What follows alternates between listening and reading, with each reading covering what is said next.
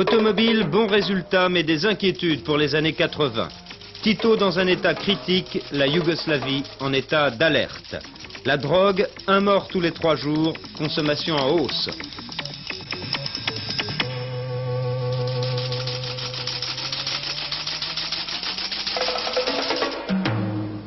Mesdames, Messieurs, bonsoir. La France sans train, ou presque, et cela va continuer. La grève doit en effet se poursuivre demain, bien qu'officiellement le mouvement des agents de conduite autonomes s'achève à 6 h du matin.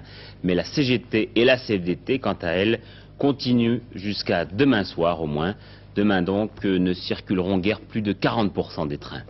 Les cheminots belges, qui eux aussi sont en rupture de banc avec leur direction, ont choisi une autre forme d'action qui apparaîtra peut-être plus populaire. Ils ont invité les voyageurs à circuler gratuitement aujourd'hui en Belgique. Alors si vous avez choisi de vous rabattre sur les taxis, et si vous êtes parisien, sachez que les chauffeurs de taxi ne sont pas contents des 10% d'augmentation que l'on accorde à leurs tarifs. Ils ont manifesté cet après-midi et ont décidé unilatéralement d'une hausse de 15%. Ils vont prendre contact avec leurs collègues de province.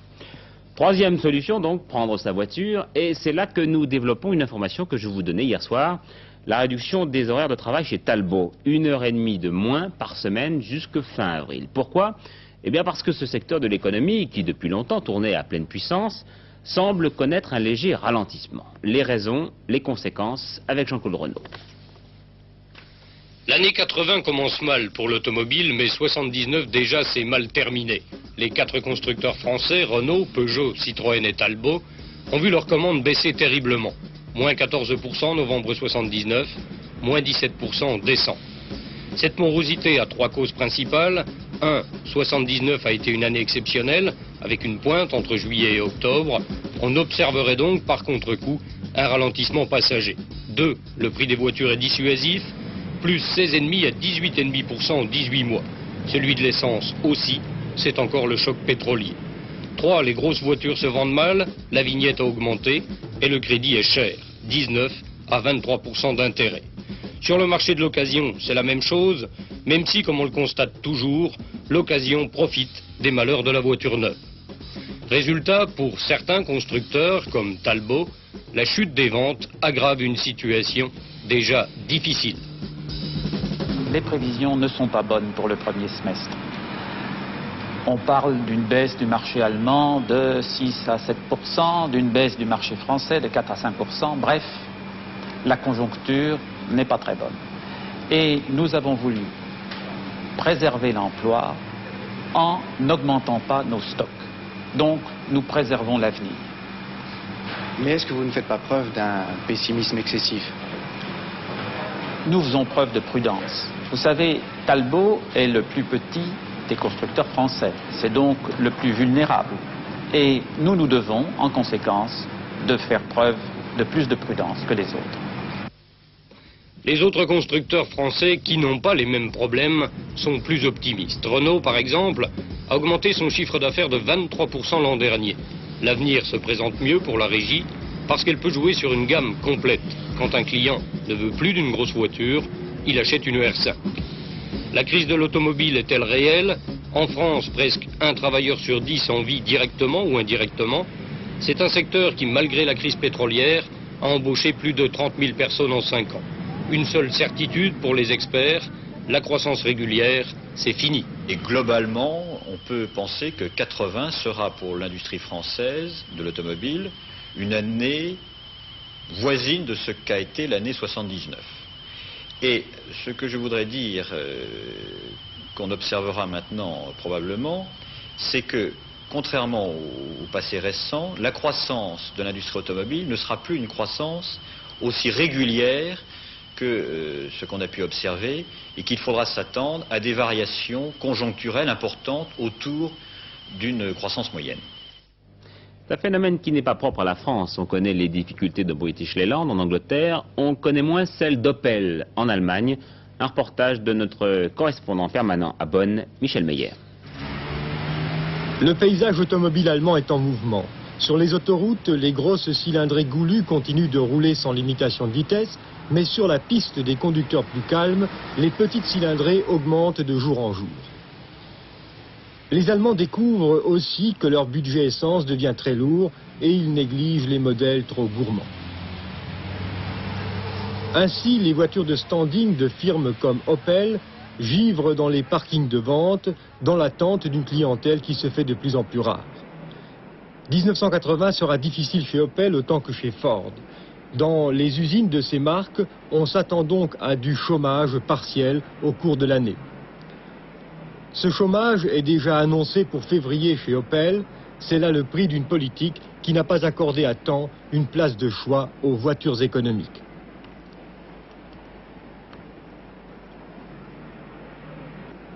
Par contre, chez Volkswagen, une maison où voiture du peuple et économie ont toujours été des slogans inséparables, on voit l'avenir avec confiance. Il n'y a ici que des petites voitures à vendre. Chez Mercedes, on travaille d'arrache-pied pour livrer à temps des limousines que des clients plus fidèles au prestige de la marque qu'au prix du carburant achèteraient presque à n'importe quel prix. Ici, on ne craint donc pas la redoutable concurrence japonaise, mais aussi française, il faut bien le dire. Des firmes comme Renault sont en effet très bien implantées en Allemagne. Pour la régie, les ventes de 79 ont augmenté de 8% par rapport à l'année précédente. Les modèles français sont très demandés, surtout lorsqu'ils sont économiques. Renault profite ici de la crise de l'énergie. Cette nouvelle crise du pétrole, avec tout ce qu'elle a de négatif, a cependant peut-être pour nous un côté positif, c'est que le grand public s'est de nouveau mis à réfléchir sur ce qu'est le besoin automobile. Et effectivement, dans le domaine du confort, de l'économie, où Renault a, comme vous le savez, un avantage considérable par rapport aux marques allemandes, ces considérations reviennent au premier plan. Et dans la conjoncture actuelle où l'ensemble de la clientèle allemande, bien qu'ayant de l'argent, puisque l'épargne est considérable, attend un petit peu, est un peu intrigué par ce qui se passe dans le monde, le programme Renault est particulièrement adapté. Il faut dire, en effet, la Renault 5, pour parler d'elle, est en train de faire un malheur, et l'autre problème, c'est de pouvoir la livrer suffisamment. En Italie maintenant, la grande firme Fiat semble toujours avoir les reins solides, mais les échos de la crise ne sont pas du tout perçus de la même manière par nos voisins. Leur réaction face au problème de l'énergie en général est assez fidèle, vous allez le voir, à leur comportement traditionnel, et cela dépasse de loin le seul phénomène automobile. On dit souvent que l'Italien a deux passions dans sa vie, la mame et la macchine, c'est-à-dire maman et la voiture. La mame se porte plutôt bien, quant à la macchine, cela fait maintenant 5 minutes que nous sommes dans ce bouchon, et ceux qui pensaient que la crise du pétrole allait supprimer les bouchons, ceux-là se sont complètement trompés. La vente d'essence diminue ou augmente? J'ai l'impression que ça augmente.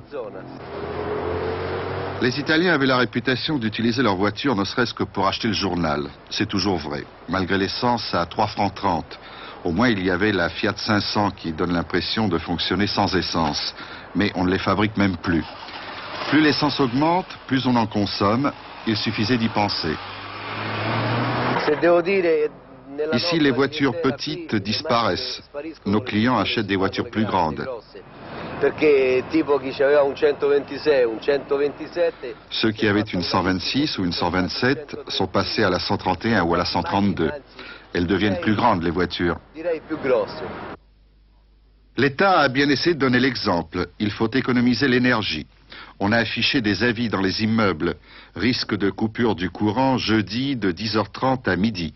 On a parlé d'un blackout organisé. Par exemple, l'ascenseur qui ne marche plus. Ou impossibilité de se faire annoncer. Et puis on s'est contenté d'effrayer les gens.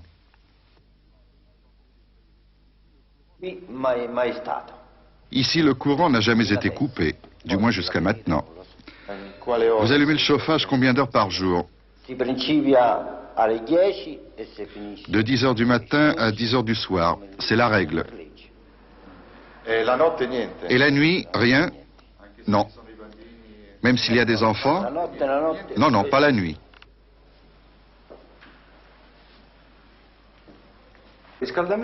C'est le chauffage le plus économique que vous pouvez trouver. C'est faux. Il n'a jamais fait aussi froid à Rome depuis 1942. Et comme le chauffage est limité dans les immeubles, on s'est précipité sur le chauffage d'appoint. Ces radiateurs ont une puissance de 1000 à 2000 watts. Résultat, les factures d'électricité ont triplé, quadruplé. Cela aurait certainement coûté moins cher d'imposer un chauffage collectif, permanent, maintenu à 20 degrés. Comment affronter la crise de l'énergie? La consommation d'essence augmente. Économiser le fioul domestique coûte une fortune. Quant à l'État italien, il continue d'improviser des mesures qu'il n'applique pas. Combien de crises du pétrole faudra-t-il pour changer l'Italie? Voilà, et pour en terminer avec ce dossier sur l'énergie et les transports, regardez ce pneu d'avenir sans aucun doute, il se dégonfle mais ne crève pas. Cette jeune femme a un problème, comme vous le voyez, elle peut quand même maîtriser son véhicule et pourra rouler pendant 160 km à 80 km/h. C'est un pneu commercialisé par Dunlop, en option pour l'instant sur la seule 104.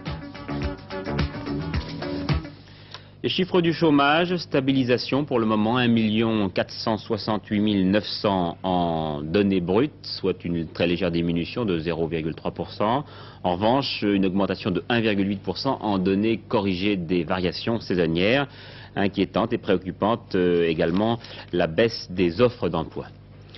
La politique étrangère maintenant, avec tout d'abord le halo de mystère qui entoure tout ce qui touche à l'état de santé du maréchal Tito. Tout de suite en ligne, notre envoyé spécial à Belgrade, Jean-Pierre Biondi.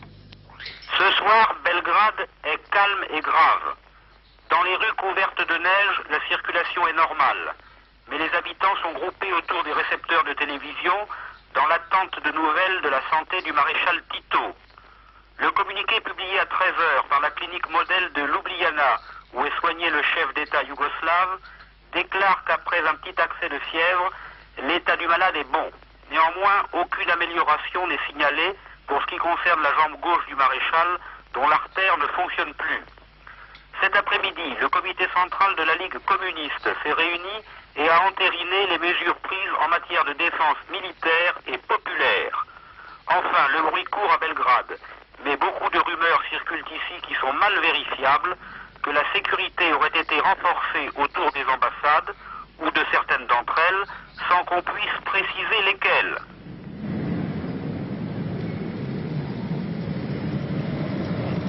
En Yougoslavie, la présidence de la République est une institution collective que chacun des 8 vice-présidents assume à tour de rôle tous les ans. Cette année, c'est le tour de M. Kolichevski, originaire de Macédoine, qui a reçu du maréchal Tito la délégation de pouvoir. De même, le Parti communiste yougoslave a une structure collégiale et variable. Président et secrétaire du parti changent tous les ans de façon à ne pas favoriser ou défavoriser l'une des républiques qui composent la Yougoslavie. Les structures mises en place par la nouvelle constitution, dit M. Grilskov, l'un des 5 secrétaires au comité central, ces structures ont pour but d'assurer la continuité de la politique yougoslave à partir du moment où le président Tito ne sera plus à même de remplir activement ses fonctions politiques. C'est dans ces conditions qu'on aura tour à tour à la tête de l'État un représentant de la République de Serbie, capitale Belgrade, 8,5 millions d'habitants, de la Croatie, capitale Zagreb, 4,5 millions d'habitants, de la Slovénie, capitale Ljubljana, 1,8 million, de la Bosnie-Herzégovine, dont Tito est originaire, capitale Sarajevo, du Monténégro, 530 000 habitants, capitale Titograd, et de la Macédoine, capitale Skopje, 1 600 000 habitants. La question que tout le monde se pose, Georges Bortoli, c'est de savoir si un pays aussi composite ne veut pas succomber ou bien sous les coups d'une pression extérieure ou bien d'éclater sous des difficultés intérieures. Oui, ce qui revient un petit peu à poser la question, est-ce que les soviétiques ne profiteront pas d'une situation un petit peu fluide, disons, pour essayer de s'implanter sur l'Adriatique? Mais je crois qu'il faut dire une chose tout de même, Patrick, c'est que dans cette structure très décentralisée que vient de résumer Maurice Werther, il y a un organisme qui est au contraire très centralisé, et c'est l'armée. Et l'armée, croyez-moi, ça va peser dans cette succession de Tito. C'est une armée forte pour un pays qui n'est pas très grand. La Yougoslavie dépense beaucoup d'argent pour sa défense nationale. Il y a un petit détail qui montre à quel point les Yougoslaves sont soucieux de défense nationale, c'est qu'ils ont introduit dans leur constitution un article spécial qui déclare illégale la signature de toute capitulation. Vous voyez. Alors, il y a l'armée, bon, qui est forte déjà. Et puis, à côté de l'armée, il y a ce qu'on appelle l'autodéfense, qui est, si vous voulez, la version militaire. C'est la version militaire d'autogestion, au fond. C'est-à-dire que dans chaque usine, dans chaque village, il y a un dépôt d'armes. Et puis, les ouvriers d'une part, les paysans de l'autre, subissent un entraînement fréquent et très sérieux pour apprendre à se servir de ces armes. C'est-à-dire qu'en cas d'invasion étrangère, par exemple, eh bien, il y aurait immédiatement 1 million de guérilleros qui prendraient la montagne ou qui défendraient les usines et les centres, n'est-ce pas? Alors, bon, vous avez entendu à l'instant Jean-Pierre Biondi vous dire qu'il y a une espèce de niveau de vigilance renforcée dans cette autodéfense, qu'il y a des gardes de nuit dans les usines, etc. Donc, nous avons d'une part l'armée, et d'autre part la défense populaire généralisée, qui sont des éléments importants dans cette situation fluide pour faire face, d'une part, bien entendu, à une invasion étrangère, et puis aussi à des mouvements de dissidence qui pourraient être plus ou moins appuyés d'étrangers d'ailleurs, et qui pourraient se produire en Macédoine, par exemple, ou en Croatie. Oui, car, rappelons-le, le maréchal Tito n'a toujours pas désigné de dauphin officiel. Deuxième gros dossier préoccupant, le dossier afghan. Les protestations se multiplient, celle du Conseil de l'OTAN tout à l'heure à Bruxelles, qui parle évidemment de l'intervention soviétique. C'est une atteinte sérieuse aux efforts de l'Alliance Atlantique pour développer la détente. Protestation assez modérée également des ministres des Affaires étrangères des 9, toujours à Bruxelles. Les Européens ne veulent prendre aucune sanction économique contre Moscou, contrairement à ce que font les Américains. Le ministre Jean-François Poncet, devant les sénateurs cet après-midi, a même dit que l'Europe ne devait pas se comporter comme la basse-cour des États-Unis et ne devait pas se réfugier sous l'aile du premier venu. Pendant ce temps, Washington faisait état d'une concentration de troupes à la frontière irano-afghane, 10 000 soviétiques selon les Américains, ce que l'agence TASS a catégoriquement démenti. Et puis cet appendice, la chaîne de télévision américaine CBS s'étonne et déclare n'avoir jamais diffusé le film dont parlait Georges Marchais dans l'extrait que nous avons diffusé vendredi soir, un film qui devait prouver l'existence de 30 bases militaires américaines au Pakistan. Troisième point chaud du monde, Téhéran. Téhéran qui va demain fêter le premier anniversaire du départ du Shah. Mais pendant ce temps, des centaines d'Américains continuent de vivre dans l'angoisse. Ce sont les familles des otages, toujours retenus depuis 3 mois à l'ambassade de Téhéran. Jacques Segui et Jean-Louis Saporito ont partagé quelques heures de l'insupportable attente d'une famille du Wisconsin. La famille du sergent Kevin habite au numéro 6623 de la 20e rue. Ce sont les voisins qui sont venus planter ces petits drapeaux devant leur maison. Kevin, 20 ans, est le plus jeune otage de Téhéran. Sur les murs, les photos avec le président Carter quand la famille est allée à Washington il y a un mois, et celles de Kevin prises à l'intérieur même de l'ambassade, à Téhéran, le soir de Noël. Mais depuis, rien, aucune nouvelle encourageante. Et c'est pourquoi toute la famille ne manque aucune des informations qu'elle peut glaner pour entretenir l'espoir à la télévision ou à la radio.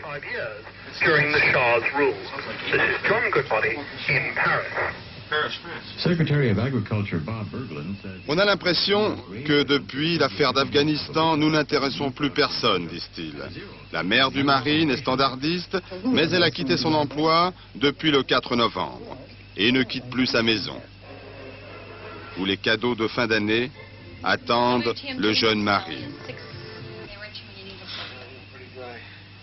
Héros malgré eux, les parents de Kevin ont classé les photos et les lettres qu'ils reçoivent, avec celle de Carter notamment, datée du 13 novembre, leur affirmant que tout sera réglé très vite. Et puis il y a aussi une lettre de leur fils, publiée dans la presse, mais qu'ils n'ont jamais reçue. Et la liste des 32 otages, dont leur fils, qui demandaient que le Shah soit renvoyé en Iran contre leur libération. C'est bien la signature de Kevin, mais il a signé sous la contrainte, disent ses parents, qui ont aperçu leur fils à la télévision le soir de Noël. Famous in a good house. I have absolutely refused. Kevin reviendra vivant, dit Barbara Tim, sa mère. Je le crois et je refuse de penser que mon fils mourra là-bas. Je le crois parce que je crois en Dieu et dans mon gouvernement. Retour en France pour évoquer les conséquences précisément de ces événements internationaux sur la vie politique française. On vient tout d'abord d'apprendre que le metteur en scène communiste Antoine Vitez venait de démissionner d'un parti auquel il appartenait depuis 30 ans. Je ne puis supporter mon rôle d'artiste communiste déchirer mes fidèles, a-t-il dit. L'affaire de Kaboul a été pour lui révélateur, mais il n'y avait pas que cela. Comme un certain nombre d'intellectuels, il ne supportait plus les attaques répétées du PC contre le Parti socialiste. Alors c'est précisément aux communistes de base que François Mitterrand s'est adressé hier dans Carte sur table en leur lançant un appel. Le point, Noël Copin, sur les relations entre ces deux partis, PC-PS, des relations bien malmenées depuis ce que l'on appelle le coup de Kaboul. Eh bien oui, je crois que depuis quelques jours, communistes et socialistes viennent de franchir un nouveau palier dans l'escalade verbale. Alors si l'on en reste au niveau des mots, je crois que l'on peut être frappé par cette symétrie des arguments ou des coups qui sont échangés. Chacun proclame qu'il veut toujours l'union et chacun accuse l'autre d'être le responsable de la rupture de cette union et de rendre encore aujourd'hui cette union impossible. Chacun aussi souhaite réaliser l'union à la base. Et tandis que le Parti socialiste accuse M. Marchais de s'être aligné sur Moscou, on a pu entendre tout à l'heure antenne de midi M. Claude Popren, représentant le Parti communiste, accuser M. Mitterrand, lui, de s'être aligné sur ce qu'il appelle l'impérialisme américain. Chacun accuse l'autre soit de faire le jeu de la droite, soit d'être l'allié objectif du pouvoir, et puis le premier accuse expressément le second d'avoir viré à droite, tandis que le second accuse à mot à peine couvert le premier d'avoir viré à gauche. Alors dans cette symétrie, une exception, ou en tout cas une nuance, pour les communistes, les socialistes feraient une politique de droite s'ils étaient au pouvoir, tandis que pour les socialistes, les communistes préfèrent tout compte fait que ce soit la droite qui reste au pouvoir. Bien, on veut savoir si cette bataille va durer jusqu'au présidentiel. Eh bien, ce soir, en tout cas, tout porte à le penser dans la mesure où, pour l'instant, en tout cas, chacun pense essentiellement à mettre en accusation la direction de l'autre parti en prenant à témoin les militants et même les électeurs de cet autre parti. Et puis, finalement, chacun aussi, dans cette affaire, pense au présidentiel. Alors, je crois que dans cette perspective, il faut rappeler deux éléments. Le premier élément, c'est un système électoral qui est tel qu'aucun des deux partis de gauche ne peut espérer arriver au pouvoir sans le concours de l'autre. C'est d'ailleurs en grande partie à cause de cette situation, c'est cette situation qui était en grande partie le facteur de l'union de la gauche. Alors à défaut d'un accord politique, on a vu M. Mitterrand hier soir lancer donc un appel aux militants communistes, et je crois que c'est là le deuxième élément.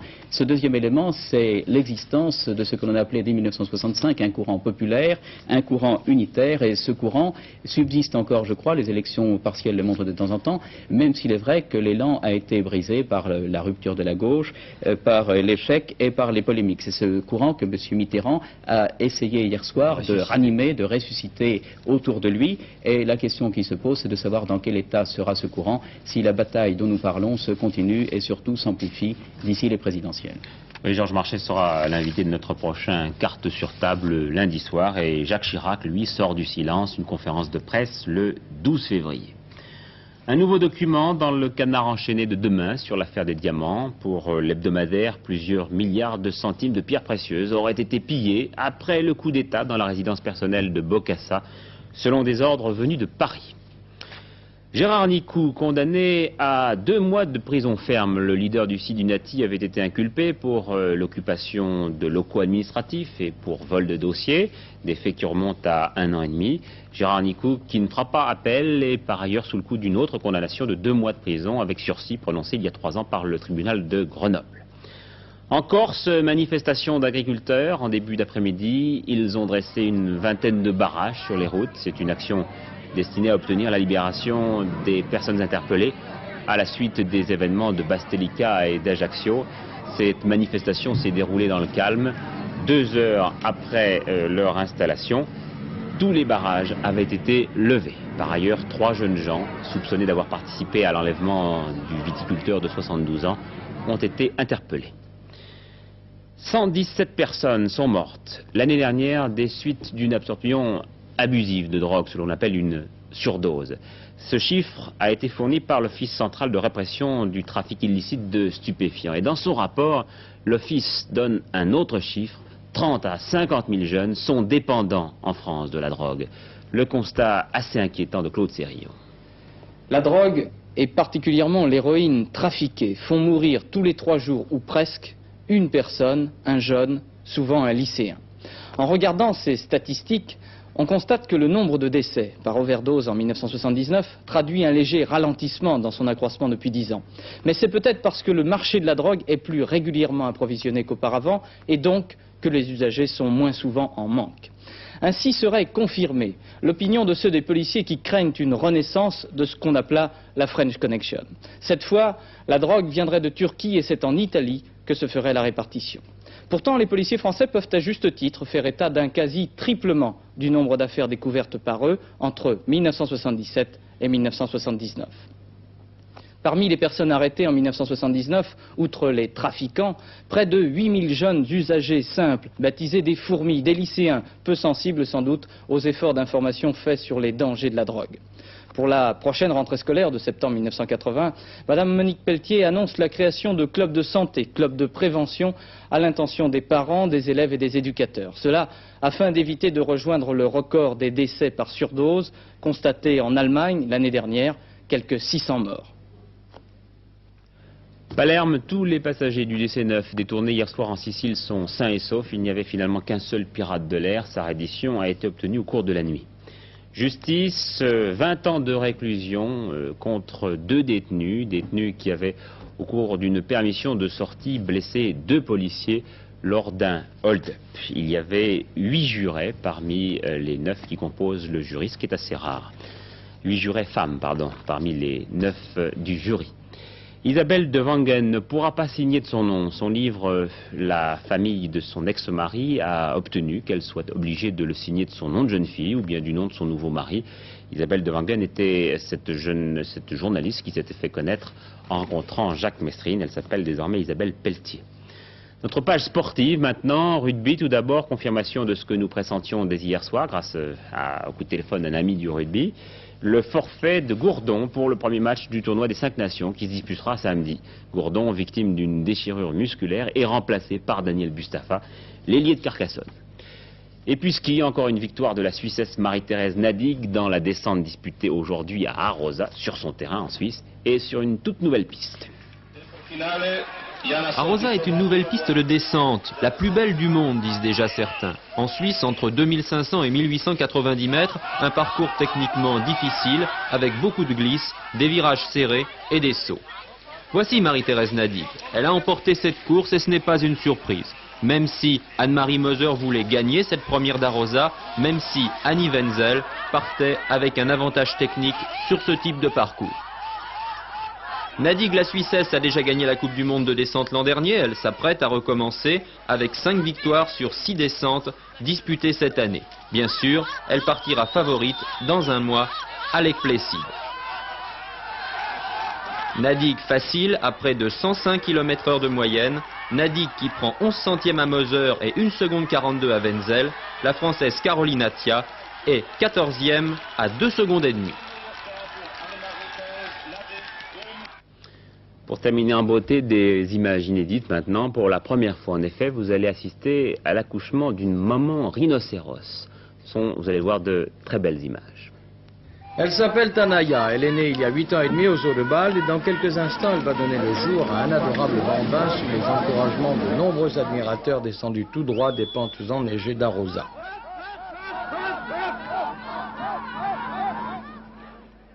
C'est un garçon, il s'appelle Sitawan et pèse 71 kilos. Il a mis 8h30 à naître et sa maman, 1500 kilos, a mis 16 mois à le fignoler.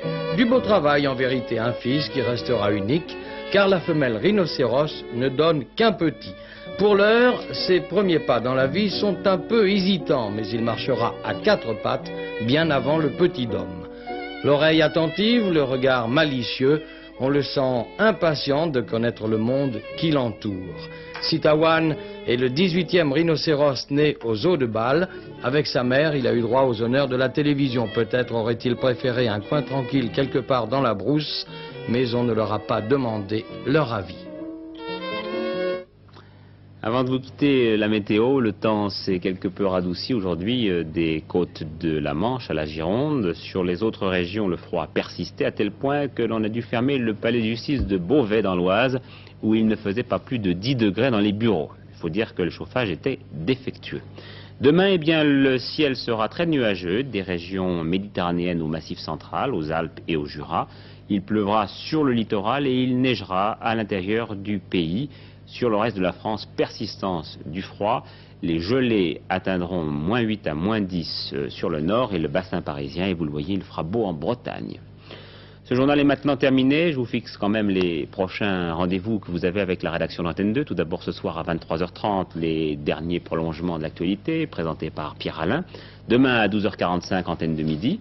Édition présentée par Patrick Lecoq et avec comme principal invité Jean-Baptiste Doumingue, c'est-à-dire le président d'Interagra, qui a lui-même choisi ses invités, Jacques Tati et Alexis Gourvenec. Principal thème évoqué, le commerce avec l'Union soviétique. Passez une très bonne soirée. À demain, 20h.